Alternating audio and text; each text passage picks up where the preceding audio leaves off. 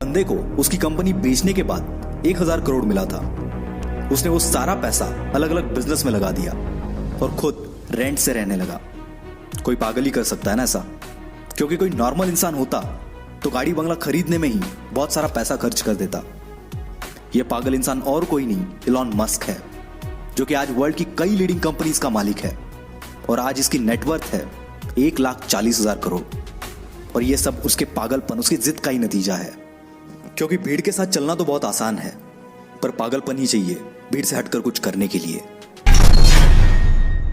जिस बंदे को कभी उसकी भारी आवाज की वजह से रेडियो से रिजेक्ट कर दिया गया था, उसने जिद पकड़ी और वो मुकाम हासिल किया जिसके कई लोग सिर्फ सपने ही देखते हैं।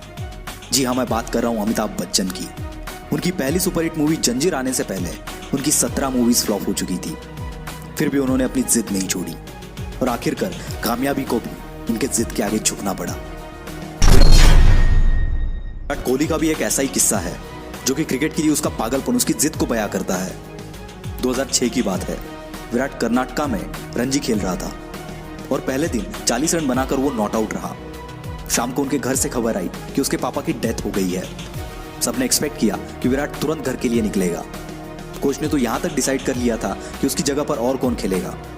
पर दूसरे दिन विराट बल्ला लेके स्पीच पे खड़ा था और इस हालात में उसने सेंचुरी लगाई और अपनी टीम को जिताकर ही वो अंतिम संस्कार के लिए निकल गया।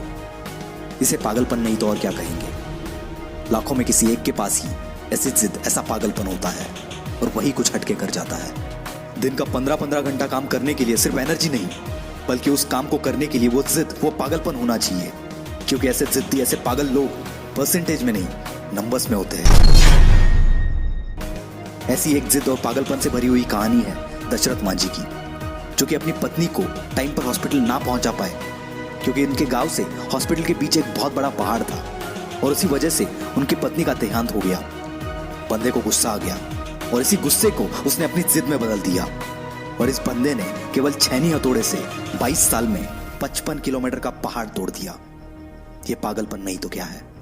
ऐसी जिद तब पैदा होती है जब दिल टूटता है।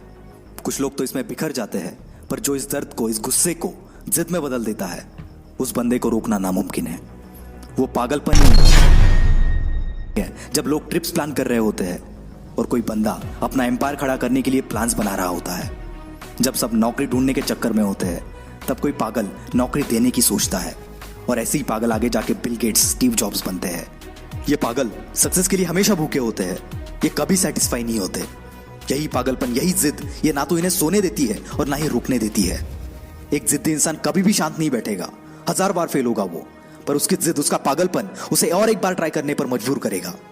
और ये तब तक मजबूर करेगा जब तक सफलता इसके सामने घुटने ना टेक दे। और यही पागल इंसान, यही जिद्दी इंसान इतिहास बना देता है। यकीन नहीं आता तो हिस्ट्री उठाकर देख लो, भला कौन बंदा 1000 बार फेल होने के बाद भी कोशिश करना नहीं छोड़ता। कोई पागल ही ना। और उसी कारण ये पागल जिद्दी इंसान दुनिया को रोशन कर देता है। जी हाँ, मैं बात कर रहा हूं थॉमस अल्वा एडिसन की। 65 साल का एक बंदा जिसे ऑलरेडी 1000 बार रिजेक्ट कर दिया गया था, फिर भी उसने अपनी जिद नहीं छोड़ी और KFC जैसी होटल्स की चेन खड़ी कर दी।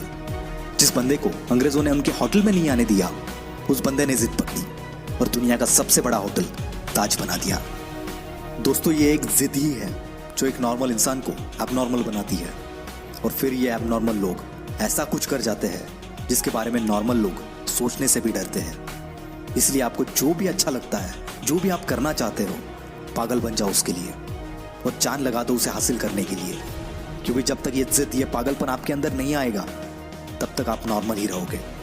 और अगर नॉर्मल रह के ही मरना है तो ऐसे ही जियो, पर एबनॉर्मल बनना है तो जिद्दी और पागल बनना पड़ेगा।